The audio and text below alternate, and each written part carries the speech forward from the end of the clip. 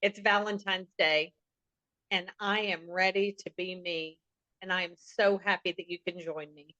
It is about time. I am ready to have real conversations. I am ready to share my experiences and my lessons learned. And I am ready to help you move forward to be you. Today on the show, I brought along one of my very dear friends, Heather Browning. And I can't remember, how did we meet, Heather? Oh gosh, I think it's probably been, I want to say 20, 25 years ago. I was actually living in Hawaii, raising my family, and I was doing some work with a seminar company, and Kelly actually was my salesperson. I'd never met her before. I just talked to her briefly on the phone a few times. And at one point, we had an opportunity to come to the same place on mainland in I can't remember where it was, Dallas or someplace. And she said, "Look me up when you get there." And I thought, okay, that's great. And she says, "You're going to know me because I'm a tall, loud blonde." And I thought, okay, that's great. I'll look for a tall, loud blonde, whatever. Well, sure enough, I can remember clear as day. I was coming down the escalator and I started hearing this booming voice of this woman. It was loud. And I thought, I bet you that's Kelly. And as I came down to the bottom, there she was, this tall, loud blonde. And I went up and said, "You must be Kelly." And I remember you turning to me and going, "You're Heather." And so you gave me this big hug. And I just remember going, "Oh my gosh, I think we're going to be lifelong friends." And honestly, we've been pretty much together ever since. We've done lots of things together. And here we are today doing this fun little show and getting to share experiences and hold conversations. And I thank you for including me today. It's going to be a lot of fun. Yes, I'm very excited. Thank you so much for joining us. Absolutely. So I wanted to ask you a little bit about your background. Tell us like how all this started, the things that you want to share, the things that you feel so deep inside. Where did you get that from? Well, I feel like I was born with it, definitely. When I was 3 months old, I'll tell you a little story of really how it started. When I was 3 months old, I my mother was rocking me, and I remember instinctly where I was, what chair my mother was rocking me in. She was watching something on TV and she was crying. And I had asked her probably about 5 years ago, "Mom, what was happening on that day?" And it was JFK. JFK had, that's when he was assassinated. And I can remember looking up at my mother, just seeing her sobbing and holding me and saying to myself, how can I help? How can I help my mom? How can I comfort her? And there was no way I could do that because I was just a small little baby. So that's really where it started, was 3 months old. How does it start to play out as a youngster with this big need to make people happy? I always wanted to please everybody. So I wanted to make sure that everybody was happy and everybody had the balloon and everybody had the ice cream cone. And, it was like everybody had a smile on their face. Nobody was crying. And it just, it almost wore on me. And so when I went into my teenage years, it really affected me because I wanted to be the one that shared my clothes, that, shared my cassette tapes. That kind of tells you how old I am. And but my mother was like, "No, no, no, you cannot share your clothes. You cannot do this. No, these are all yours.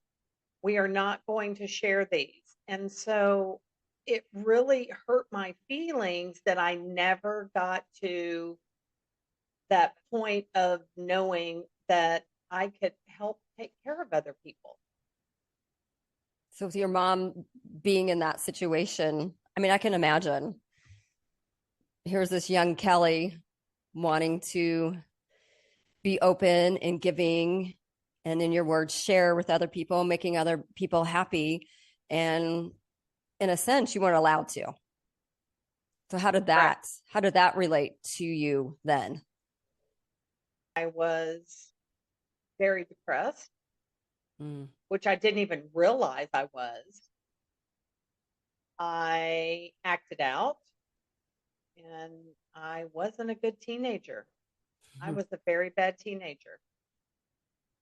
So did not make my parents happy and really went through my 20s in the same feeling of not accomplishing anything.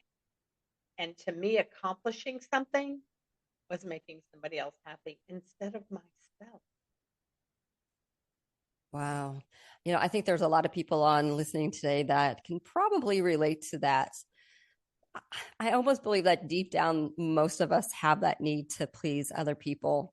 What I like the most about what you said is you kind of were in like in a depression that you really didn't know because you weren't able to do the things that you wanted to do, or you weren't pleasing the people that you wanted to please. And you end up throughout your teenage years being quite rebellious. I know I've heard stories. We will save people from those fun stories. Thank Suffice, you very much. suffices to say, Kelly was a fun, loud blonde through most of her life. So we'll leave that to another day. Tell me a little bit about where you were in that early 20s and how it started to shift into your next phase. I was always tired. I would go out and, have fun and go to the bars and have a great time. And then, in the same sense, I would go to a self help weekend, or I would read a self help book or self realization. I would, gosh, I did so much to improve myself. And it just it just wasn't clicking with me. And then in my late 20s, I got the opportunity to start working at the Hyatt as an event planner. I started out as a assistant and then I went in to be an event planner. And that just opened my world completely. It opened my world because I got to help. So let me ask you this then. I know you mentioned that you loved personal development, and I know personally that you've gone to many different companies and books and seminars and weekends and so forth. And I think that's part of the reason why you and I get along so well is we love the personal development world. Why are you on this Valentine's Day sitting in front of us? Why now? Why now? This is who I am, and I am ready to be me. I am ready to share what I know, my knowledge. I am ready to I'm ready to bring everybody together and let them know that they are truly the most important person in this world. You have to start with you because as you go through life, you change and everything changes around. What can we expect from you in the next little while? This world is moving into a whole different age, and I want you to be able to live it to the fullest. I want you to engage, really engage with people and decide, who do you want in your circle? Who do you not? And also release those people that you do not want in your circle. Release the things that you don't like to do. And then connect from the heart. That's what it's all about. That is why I'm coming to you on Valentine's Day, because it is all about the. This is why it's so important for you to be you today. Loving you totally rocks. See you in the next episode.